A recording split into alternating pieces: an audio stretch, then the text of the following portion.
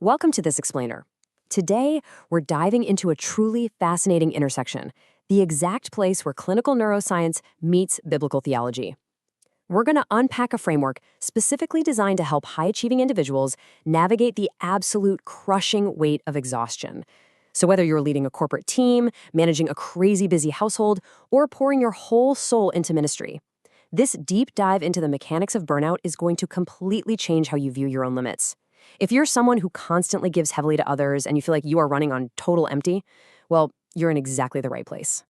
Let's start with a highly relatable, deeply personal question for all the caregivers, leaders, and dedicated professionals watching. Have you ever felt like being a good person is just absolutely exhausting? You do all the right things, but instead of feeling joyful, you just feel tired. Take a second and ask yourself right now, are you truly resting to recharge, or are you just numbing out? Like, are you actually resting, or are you just doom scrolling on the couch at midnight because your brain is just way too fried to process anything else? I want to validate your exhaustion right out of the gate. If you are constantly depleted, you are not broken, and you are definitely not alone. Look, it's incredibly easy to feel like being drained is somehow a moral failure, right? Especially because society is constantly telling us we just need to hustle harder, be more disciplined, or push through the pain. But the materials we're analyzing today flip that narrative entirely.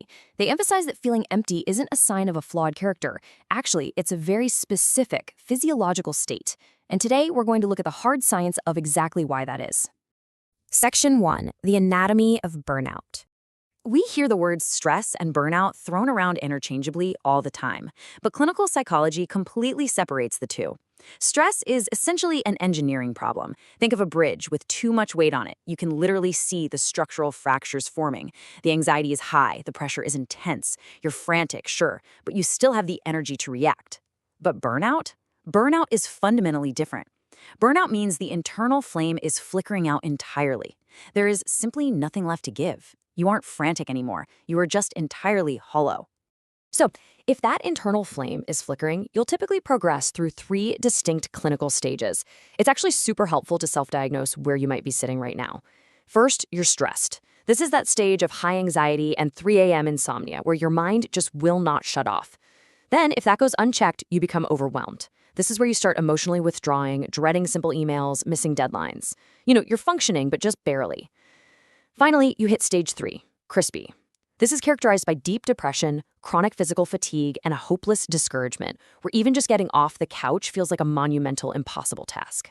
The absolute crucial point here is that burnout is not just all in your head.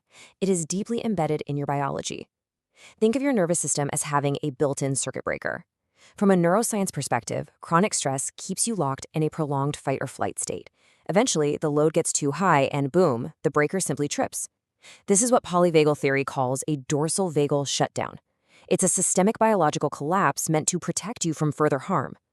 In this blown shutdown mode, low energy and emotional withdrawal aren't choices at all. They are strict mandates from your body, to the point where even basic spiritual practices, like prayer, can feel impossibly effortful.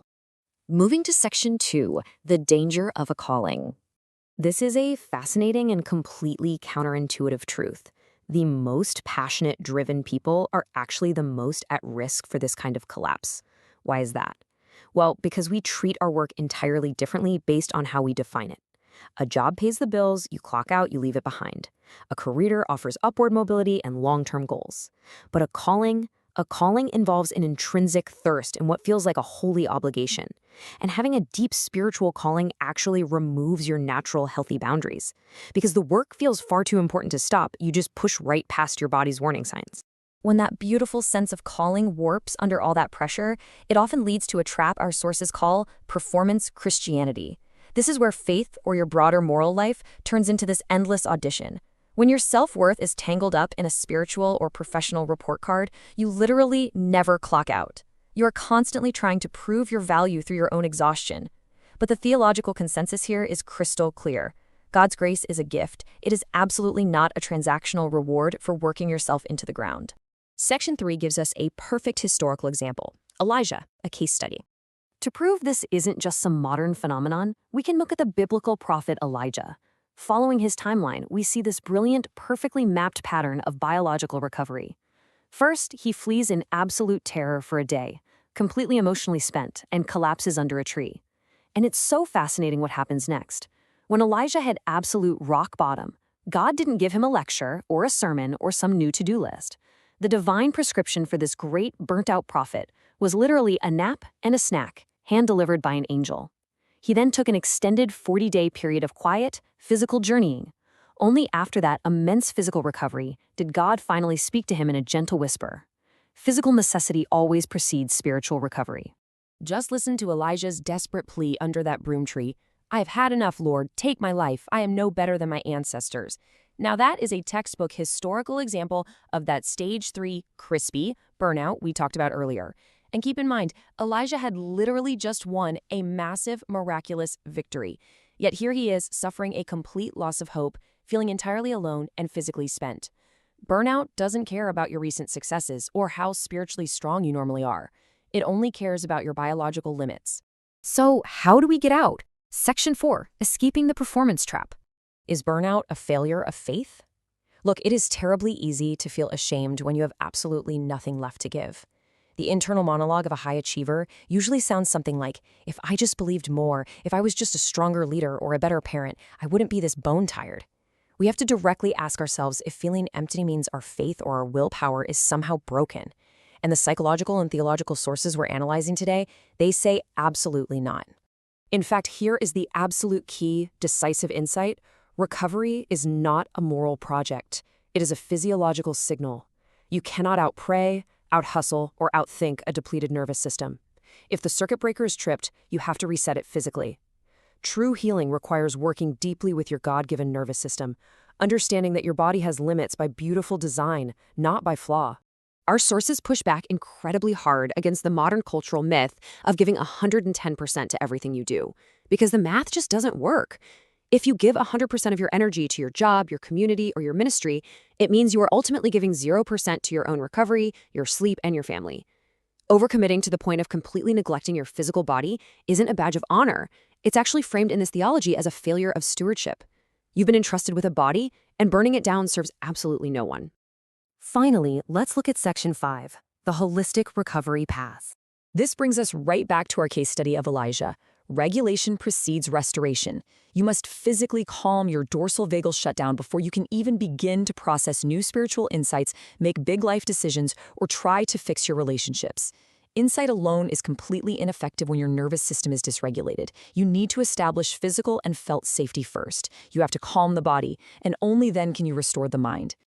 So, what does regulation actually look like in practice? Well, it requires 4 robust pillars of maintenance. Spiritually, it might mean sitting in true silence or practicing gratitude, not just attending more events.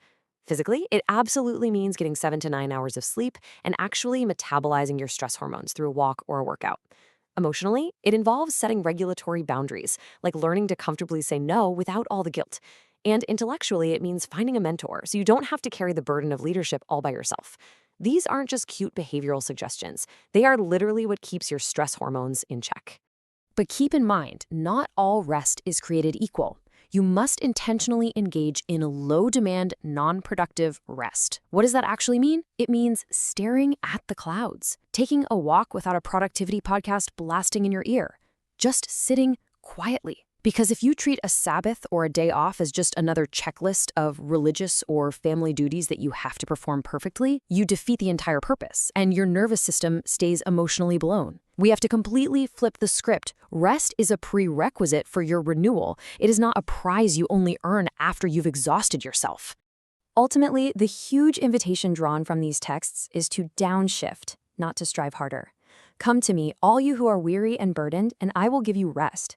The central message at the core of this whole framework is that you don't have to clean up your life, complete your impossible to-do list, or run yourself straight into the ground just to earn your place or find your worth. The grace is actually found in the resting. I want to leave you with one final provocative thought today to really challenge our modern drive for endless success. Are you running on empty, chasing the wind to build your own kingdom of achievements? Or are you ready to finally rest in the grace and the biological limits that are already yours? I want to invite you to step out of the performance trap today. Thank you so much for joining me on this explainer, and I really hope this framework gives you the absolute permission you need to truly rest.